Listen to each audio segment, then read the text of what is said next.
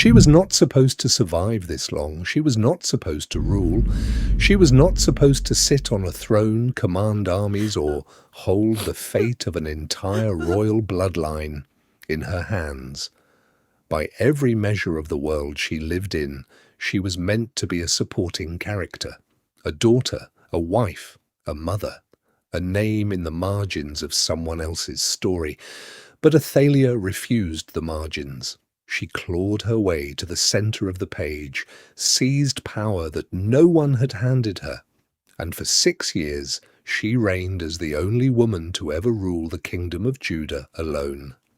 6 years. 6 years of absolute authority over the nation that God had set apart for himself.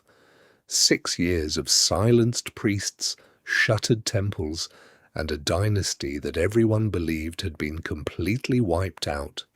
6 years of darkness sitting on what was supposed to be a holy throne.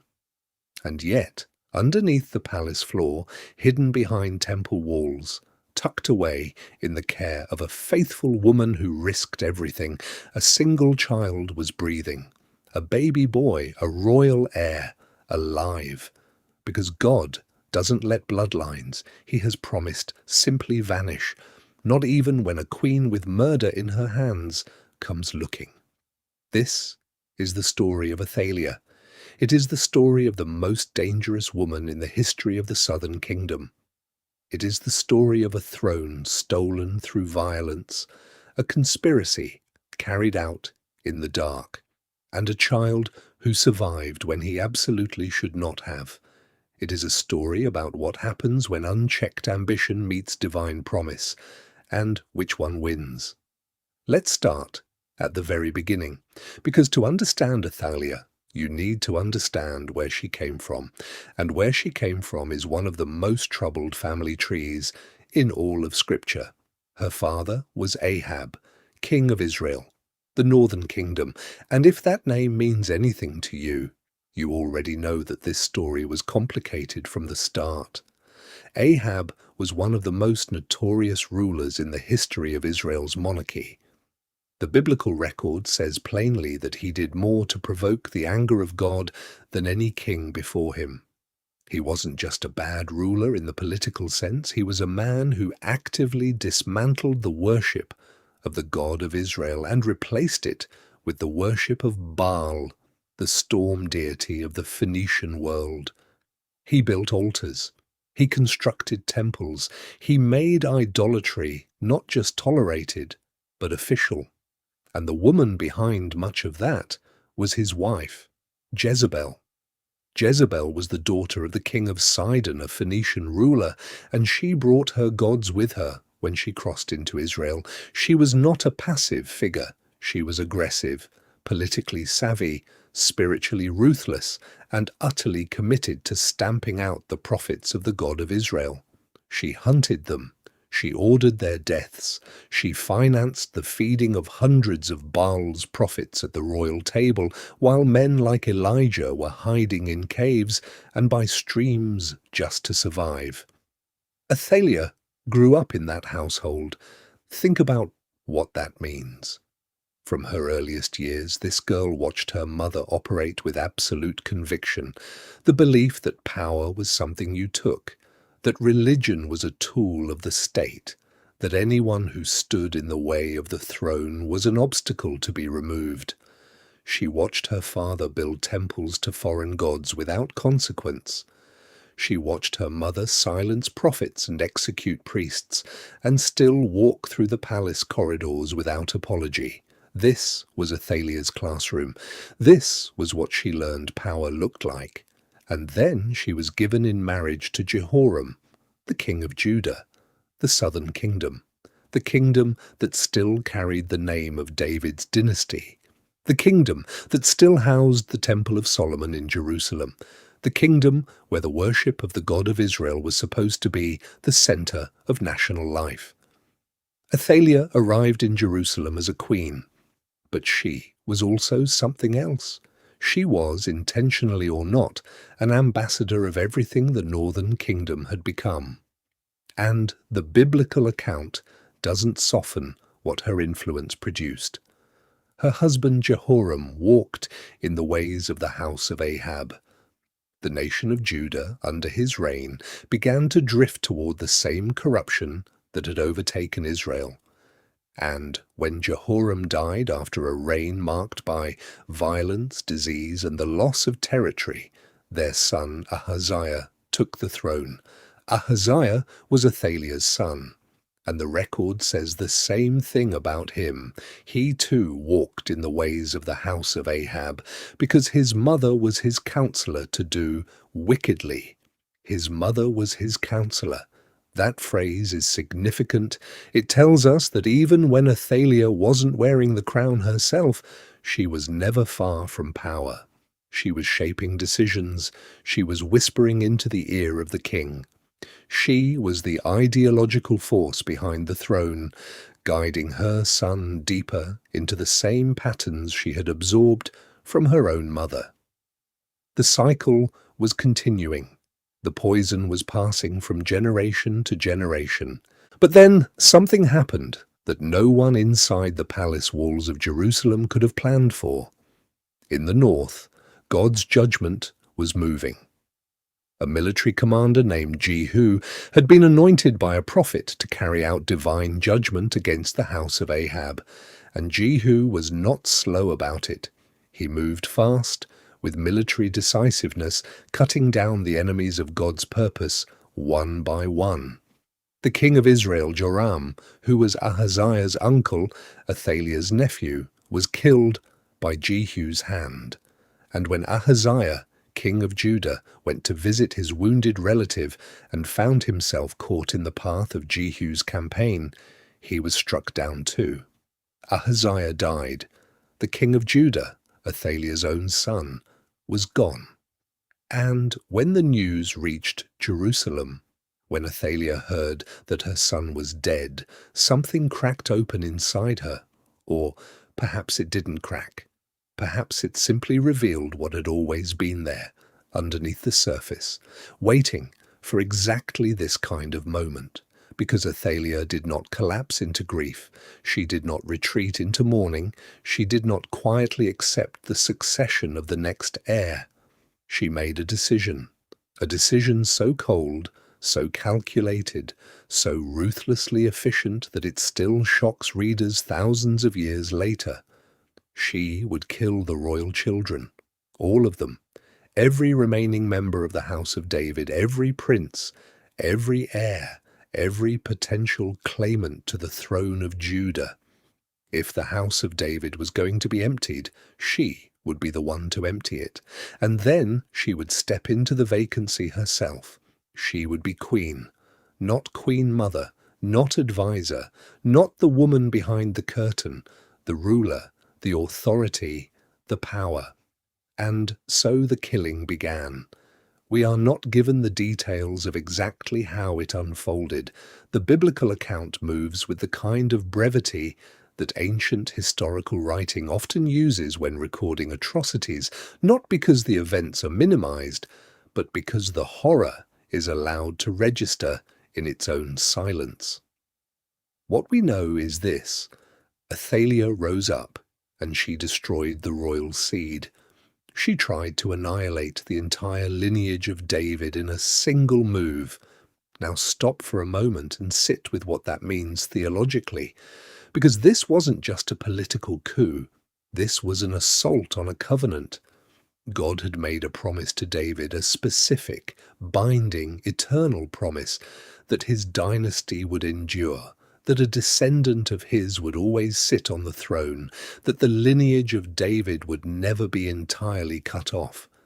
That promise runs like a thread through the entire Old Testament and finds its ultimate fulfillment in something far greater than any earthly king. Athalia, knowingly or not, was trying to sever that thread. She was not just seizing a throne. She was, in the most literal sense, attempting to cancel the plan of God, and she very nearly succeeded. But in the chaos of the massacre, in the middle of the bloodshed and the screaming and the royal household falling apart at the seams, one woman moved. Her name was Jehosheba. Jehosheba was the daughter of the previous king, Jehoram, which made her a sister of the slain Ahaziah. She was also, according to the record, the wife of Jehoiada, the priest. That detail matters enormously, as we'll see. But in the immediate moment, what mattered was that Jehosheba was present. She was paying attention, and she was willing to act when everyone else around her was either fleeing or dying. She found the infant son of Ahaziah, a baby boy named Joash, sometimes called Jehoash. She took him and his nurse, and she hid them, not in the palace, which was now under Athalia's control, not in the city, where loyal servants of the queen might report them. She hid them in the house of God, in the temple of the Lord in Jerusalem, in the one place where Athalia's reach, for all its ambition, apparently did not extend. For 6 years, the child was hidden in the temple, 6 years of silence, 6 years of secret. While Athalia sat on the throne of Judah and ruled the kingdom that bore David's name, the true heir to that throne was growing up in secret, nursed and raised and protected within the walls of the house of the God that Athalia had pushed aside. There is something almost unbearably poetic about that. The very institution that Athalia despised and neglected, the temple, the priesthood, the worship of the God of Israel, became the hiding place that preserved everything she was trying to destroy. Now let's talk about those 6 years of Athalia's reign, because it would be historically dishonest to skip over them. She ruled. She actually ruled. The kingdom functioned under her authority. Decrees went out in her name. Officials answered to her. The military served her command. For 6 years, the only woman to ever solely occupy the throne of Judah exercised genuine power over the nation. She was not a figurehead. She was not a placeholder. She was the ruler of Judah. And during those 6 years, the spiritual condition of the kingdom continued its deterioration. The worship of Baal, already seeded during the reigns of Jehoram and Ahaziah, was given full room to grow.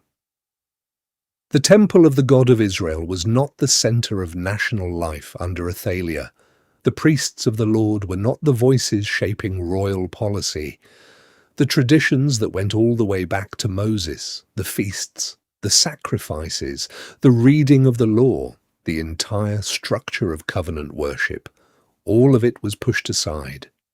The nation that God had called to be set apart, to be a light, to be a people who demonstrated what it looked like to live under divine covenant, that nation was being led in exactly the opposite direction by a woman who had never believed in any of it to begin with. And yet, in the temple, a child breathed. In the temple, a priest named Jehoiada was watching and waiting and planning.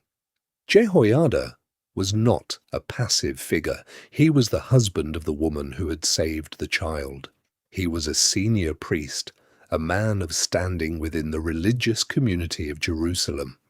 And as the years passed, as he watched Athalia consolidate her power and the kingdom drift further and further from its foundations, he was quietly building toward something. In the 7th year, he acted. Jehoiada called together the commanders of the military units, the captains of hundreds, the men who led the royal guard and the palace guards, and the soldiers who rotated through the temple watch. He brought them into the house of the Lord, and there, in secret, he made a covenant with them. He showed them the king's son, the child, Joash, the heir, who, as far as the outside world knew, was dead. Imagine that moment. These military commanders, who had been serving under Athalia's authority for 6 years, suddenly standing in the temple and looking at a 7-year-old boy and being told, "This is the rightful king.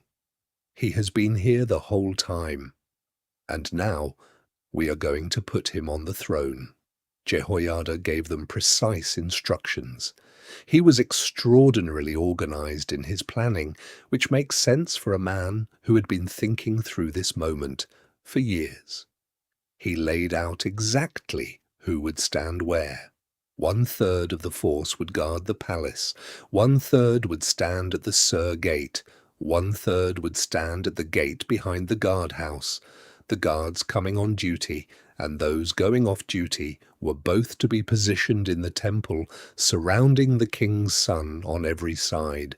Anyone who came within the ranks without authorization was to be killed immediately. No exceptions. The weapons to be used? Those that had belonged to King David himself, the shields and spears that had been kept in the house of the Lord since the time of the great king. There is something deeply significant about that detail. The very weapons of David's legacy were being brought out to protect David's descendant. History was reaching across centuries to complete itself. On the appointed day, the priests and Levites came in the regular rotation for the Sabbath day. Jehoiada gave the commanders the spears and shields. He stationed them in their positions, surrounding the altar, surrounding the house, surrounding the king's son from every angle. And then he brought Joash out. He placed the crown on his head. He put the royal testimony in his hands, likely the copy of the law that a king was required to keep and read according to the statutes going back to Moses. And then he anointed him. They proclaimed him king. They clapped their hands, they shouted, they said, "Long live the King." And inside the temple of the Lord in Jerusalem, surrounded by armed guards and priests and Levites and military commanders who had made a covenant with a faithful priest, a 7-year-old boy was crowned King of Judah.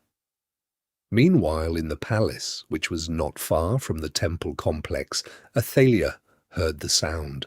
The noise of people running, the sound of shouting, the kind of collective outburst that only happens when something enormous and unexpected has just broken loose in the middle of a city. She heard the trumpets, she heard the crowd, and she didn't know what it was yet, but she knew something had shifted. She went to the house of the Lord. Picture her walking through those gates, the Queen of Judah, 6 years on the throne, 6 years of unchallenged authority, 6 years of believing that the problem of David's lineage had been permanently solved. She looked up, and there, standing by a pillar, as was the custom, the designated place where the king stood during ceremonies, was a child, a small boy, wearing a crown, with the royal guard surrounding him in formation, with the people of the land celebrating, blowing trumpets, musicians playing, voices raised in what the record describes as great rejoicing. Athalia tore her robes. It is one of the most vivid single images in the entire account. This powerful woman, this queen who had killed to hold her position, ripping her own garments in the face of what she was seeing, and she cried out, "Treason! Treason!" But she had walked into the wrong room to say it.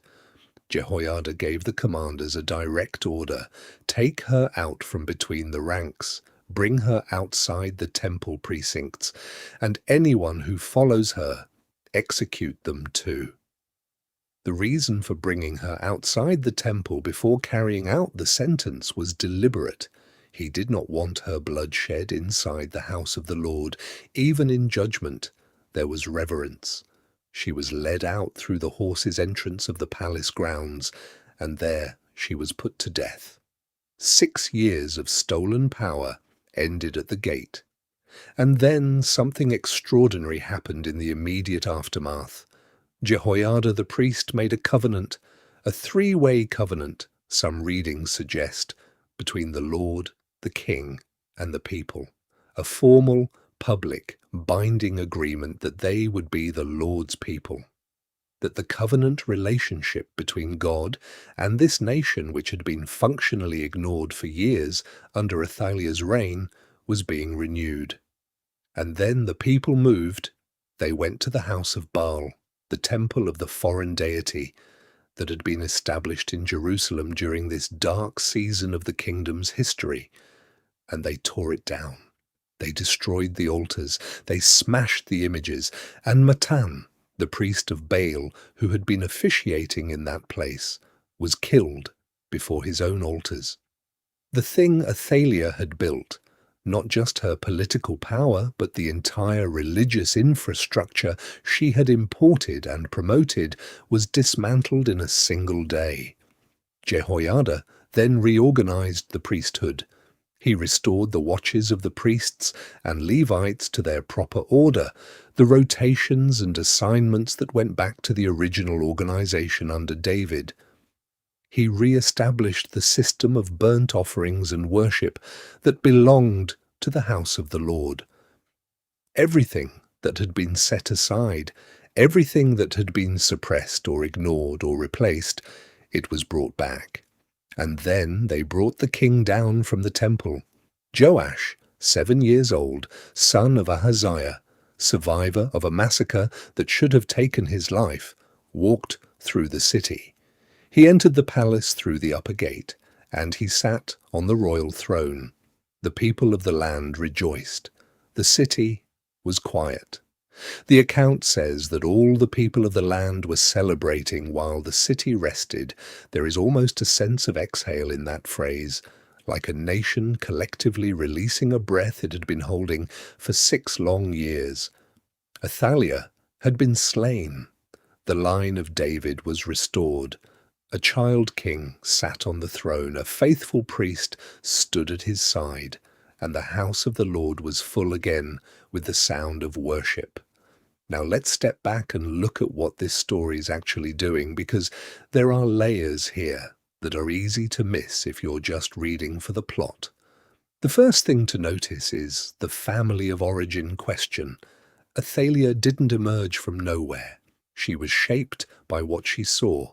She was formed in the house of Ahab and Jezebel, and she became, in many ways, a continuation of what they had started. The ambition, the willingness to use religious systems as political tools, the brutal efficiency with which obstacles were removed. She was her mother's daughter, in the deepest sense. And that raises a question worth sitting with.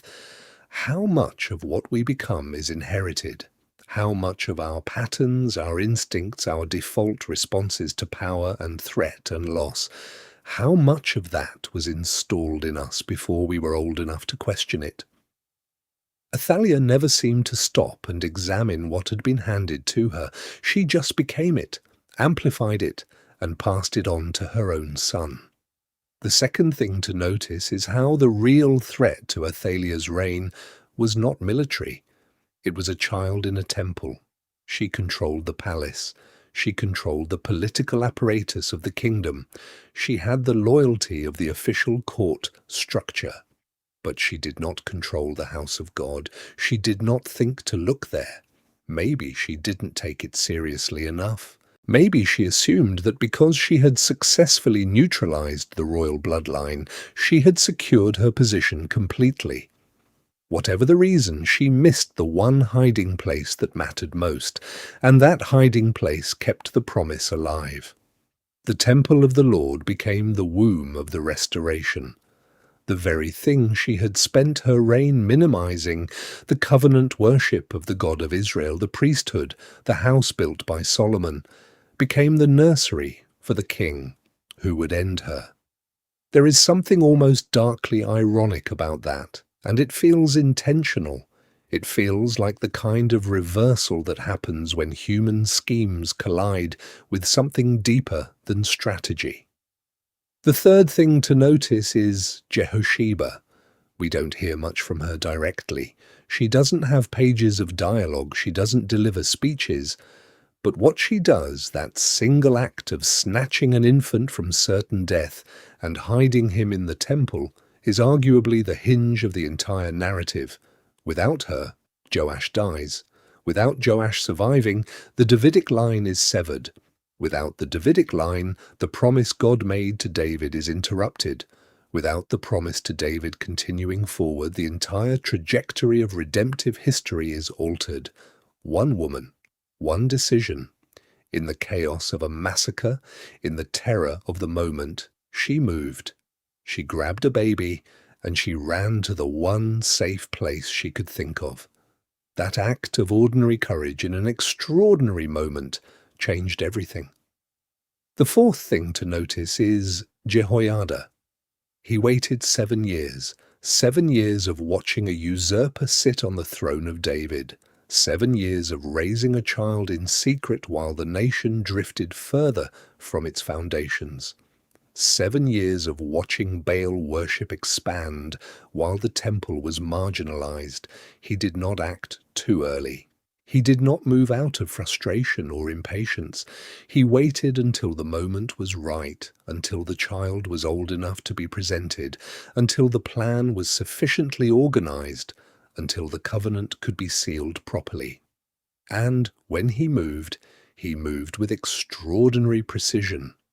The coordination involved in what he pulled off was remarkable, bringing together military leaders, organizing the guard rotations, positioning forces at every gate, all in secret, inside a city where the sitting queen had eyes and ears, and it all held together. Nobody talked, nobody tipped her off. The conspiracy of the righteous kept its secret until the moment the crown went on the child's head. There is a kind of wisdom in that kind of patience, not the patience of inaction, not the passivity that confuses waiting with avoiding, but the deliberate, purposeful waiting of someone who knows that the right moment is as important as the right plan.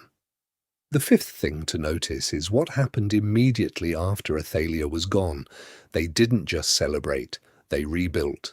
They tore down Baal's temple, they restored the priesthood, they renewed the covenant, they reorganized the worship structure. They didn't just remove the bad thing, they actively restored the right thing. The destruction of what was corrupt was paired immediately with the reconstruction of what was true. That pattern appears again and again in Scripture. You can't just remove something. You have to replace it with something life-giving, or the vacuum gets filled with something worse. Jehoiada understood this.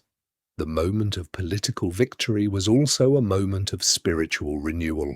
They came together, and they belonged together. Now let's talk about what Athalia's story reveals about power and its limits. She achieved something genuinely extraordinary by the standards of her world. To be a woman in the ancient Near East and to seize sole political power over a nation, that was not something that happened. It happened here. She made it happen. By force, by calculation, by removing every competing claim to authority that she could identify. And she held it for 6 years.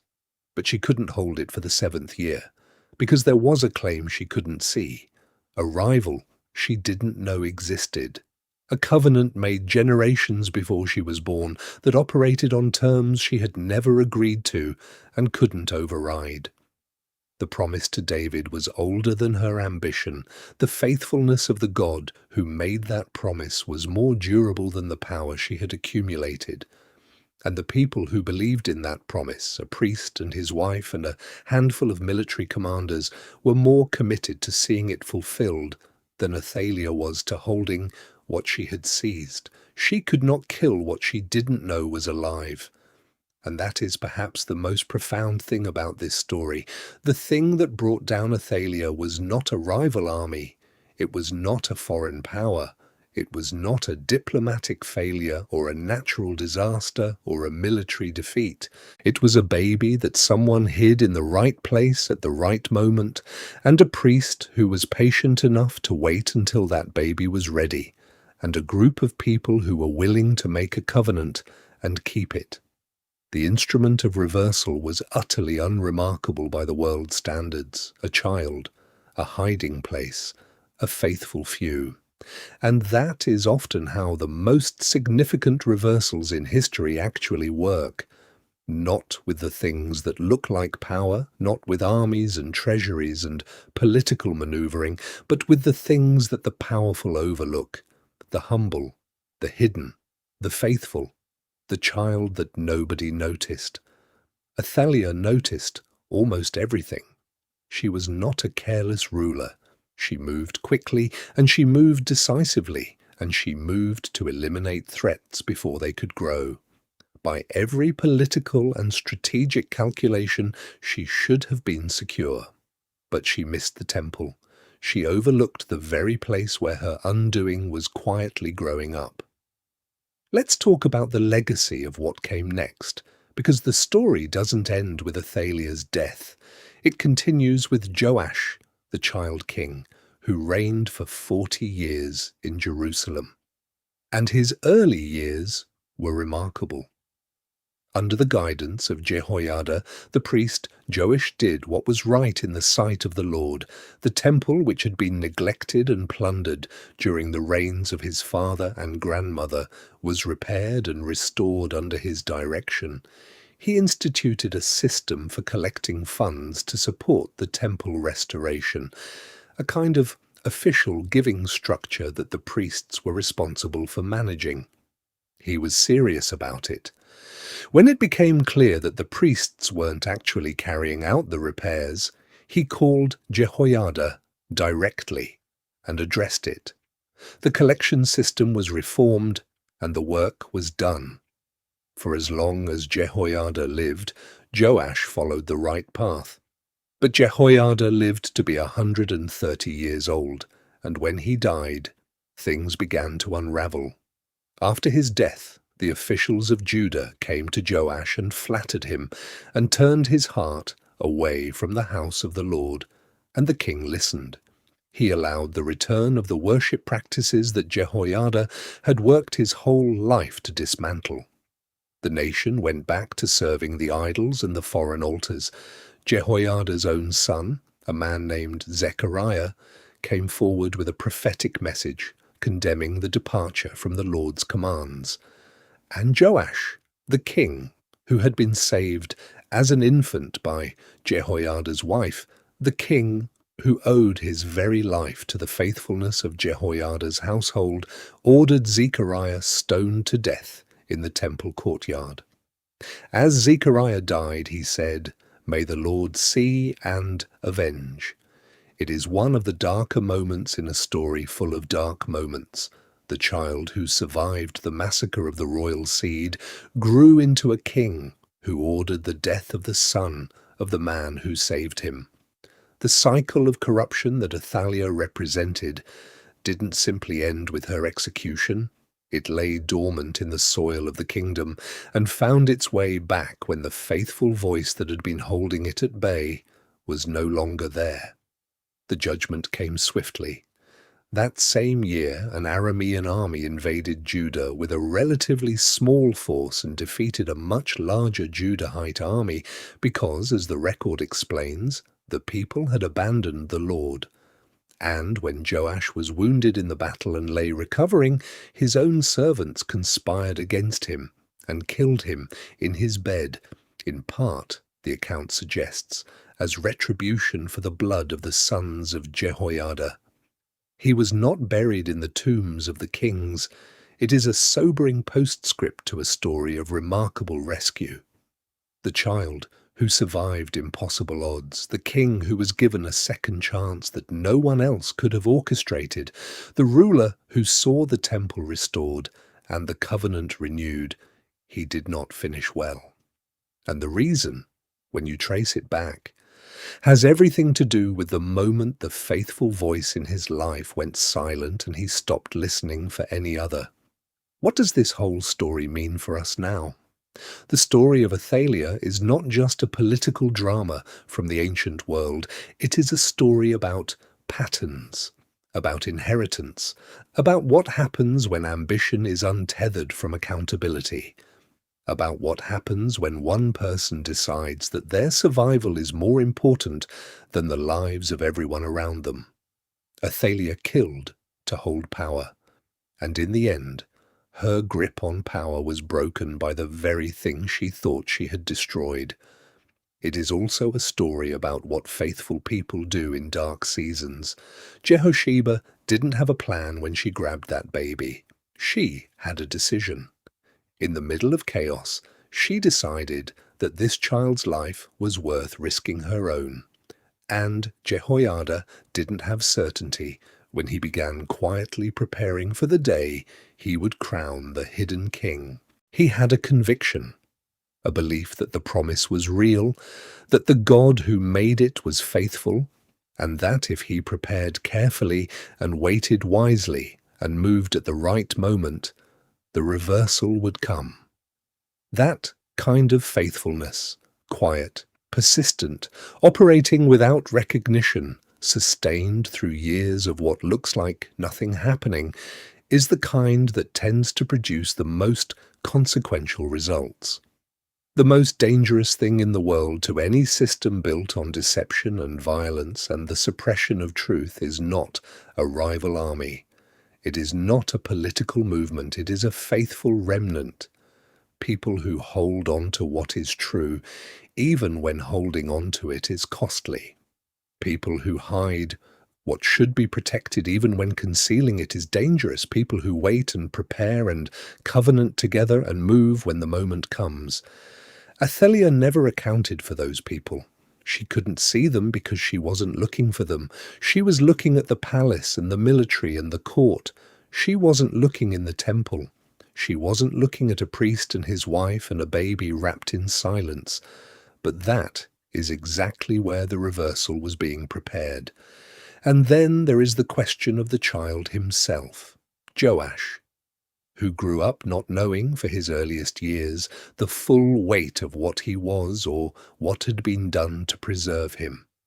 He was a child in the care of faithful people, in the house of God, surrounded by those who believed that his life mattered for reasons bigger than any of them fully understood. He didn't have to be impressive. He didn't have to be strategic. He just had to survive, and the people around him made that possible. Sometimes the most important thing you are called to do is simply to keep breathing, to keep existing, to be present for the moment when the season shifts and the thing that was hidden is finally brought into the light. Joash was crowned at 7 years old. He didn't choose that. He didn't plan it. He didn't orchestrate the conspiracy that put him on the throne. He was placed into it by faithful people who believed that he was exactly who the moment needed. And when he sat on the throne, the city rejoiced. The people celebrated. The usurper was gone. The rightful heir was enthroned. The temple was restored. The covenant was renewed, and everything that had seemed certain to be lost, the dynasty, the promise, the worship, the covenant life of the nation, was suddenly, improbably, wondrously intact. Not because Athalia was weak, she wasn't. Not because her plan was poorly conceived, it was ruthlessly efficient. Not because anyone outsmarted her, in the usual sense of the word, but because there is a kind of faithfulness that operates underneath the surface of every political calculation, underneath every scheme of the powerful, underneath every moment that looks like the end of the story.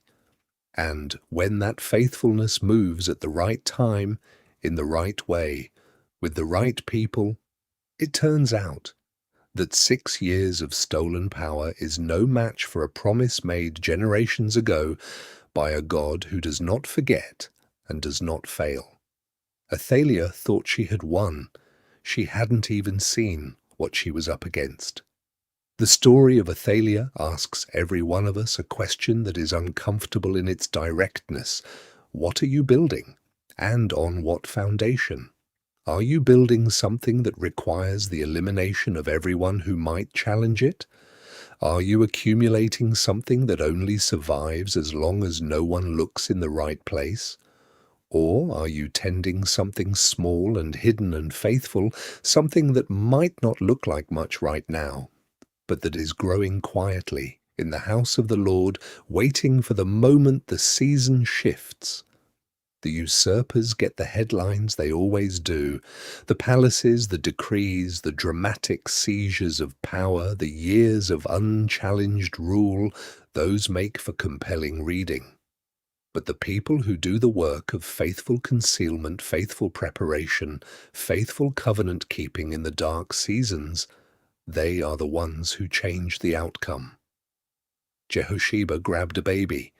Jehoiada waited 7 years and kept the secret, and a king sat on the throne of David once more. The God who was present in that story, unseen in the political maneuvering, unmentioned in the royal decrees, silent while a usurper sat on his covenant nation's throne, was never absent. His fingerprints were on every twist of it, every corridor of the temple where a child slept in hiding, every meeting between a priest and a military commander, every careful positioning of guards on the day the crown was finally brought out. He is the God who lets the darkness have its season without letting it have the final word. He is the God who hides what needs to be preserved until the moment of preservation becomes the moment of vindication. And He is the God who, when the time is right, when the preparation is complete, when the covenant people are ready and the faithful priest gives the signal, He is the God who brings the hidden thing into the light. What is hidden in your life right now? What promise feels buried? What hope feels like it died in a massacre that shouldn't have happened? What legitimate thing was taken from you by someone who had no right to it? The story of Athalia does not promise you a simple or painless reversal. It doesn't pretend that the dark season is short or that the faithful people who carry you through it won't have to pay a real cost. Jehosheba risked her life. Jehoiada spent 7 years in patient preparation. The child grew up hidden. But the story does promise this: what God has declared will not be permanently taken. What He has promised will not be permanently buried. What He has ordained will not be permanently stolen by anyone who has the ambition and the ruthlessness to try. Athalia rose. She ruled. She made it look final. And then a 7-year-old boy walked out of the temple wearing David's crown, and the city rejoiced. And maybe, just maybe, whatever looks most final in your life right now is simply hidden in the care of faithful people in the house of God, growing quietly, waiting for its moment. Because the God who brought a hidden child out of the temple and placed him on the throne of a nation, He is still the same God today, and your story isn't over yet.